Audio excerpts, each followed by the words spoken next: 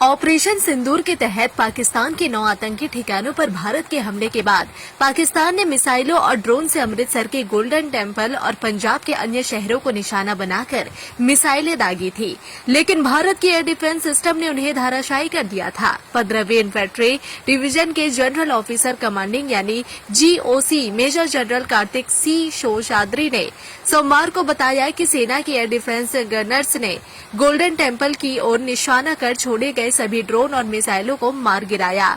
Major general ने कहा कि यह जानते हुए कि पाक सेना के पास कोई तय टारगेट नहीं है, हमने अनुमान लगाया कि वे भारतीय सेना के प्रतिष्ठानों, धार्मिक स्थल समेत रिहायशी इलाकों को निशाना बनाएंगे। इसमें गोल्डन टेम्पल सबसे प्रमुख था। हमने गोल्डन टेम्पल को एक पूरा एयर डिफेंस कवर देने के लिए अतिरिक्त आधुनिक हथियार जुटाए। 8 मई की सुबह अंधेरे में पाकिस्तान ने मानव रहित हवाई हथियारों, मुख्य रूप से ड्रोन और लंबी दूरी की मिसाइलों के साथ बड़े पैमाने पर हवाई हमला किया। उन्होंने कहा कि इस हमले के लिए हम पूरी तरह से तैयार थे क्योंकि हमें इसकी आशंका थी। हमारे बहादुर और सतर्क आर्मी एयर डिफेंस गनर्स ने पाकिस्तानी सेना की नापाक इरादों को असफल कर दिया और गोल्डन टेम्पल पर टारगेटेड सभी ड्रोन और मिसाइलों को मार गिराया गया।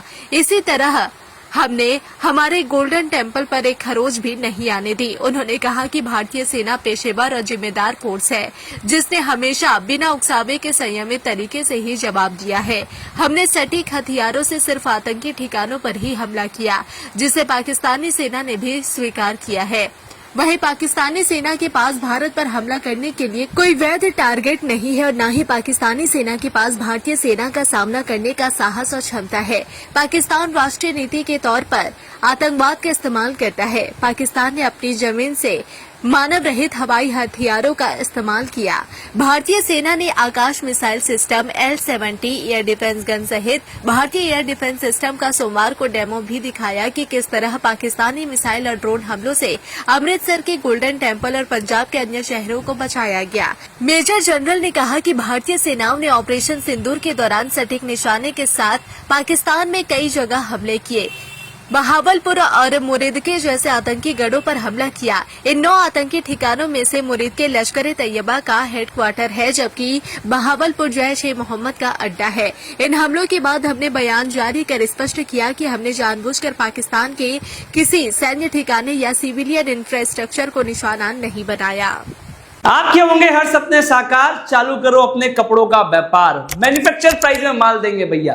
कुर्ती 55 से चालू हो जाता है, साड़ी 115 से चालू हो जाता है। 15,000 प्रोडक्ट आपके लिए इंतजार कर रहा है। कब तक न्यूज देखोगे? ये समय आ गया है न्यूज बनाने के लिए। जी देखिए, as air defenders of Punjab सभी जानते हैं कि पंजाब में अमृतसर और गोल्डन टेम्पल यहाँ की सिविल पॉपुलेशन ही नहीं बल्कि पूरे भारतवर्ष के लिए एक हाई रिलीजियस सेंटिमेंट्स और हिस्टोरिक वैल्यू रखता है। इसीलिए इसकी प्रोटेक्शन हमारे लिए टॉप प्रायोरिटी बनती है।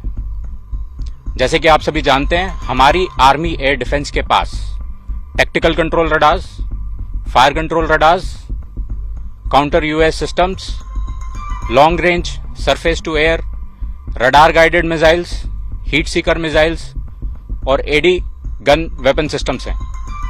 हमारी लेयर्ड और टियर डिफेंस, जैसे आपने डीजीएमओ की कॉन्फ्रेंस में उसका मेंशन सुना होगा, ठीक उसी प्रकार हमारी different class of ground based air defence weapons, एक कारगर एयर डिफेंस और काउंटर यूएस अम्ब्रेला यहां बनाए हुए हैं। 7 मई 2025 को जब हमने पाकिस्तान और पीओजेके में आइडेंटिफाइड टॉप मिलिटेंट इंस्टॉलेशंस जैसे एलएटी का हेडक्वार्टर्स मुरीदके में हिट किया, ये एक्सपेक्टेड था कि पाकिस्तान रिटेलिएट करेगा और हमारे मुख्य एयरबेसेस और मिलिट्री इंस्टॉलेशंस को टारगेट करेगा।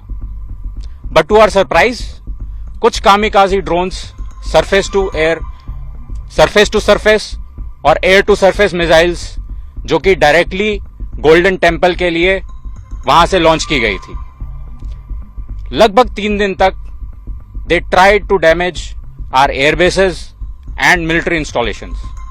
सक्सेस नहीं मिलने पर इन्होंने यही कामिकाजी ड्रोन्स और रॉकेट्स को सिविल एरियाज, गुरुद्वारा साहिब और रिलीजियस एरियाज को भी टारगेट किया।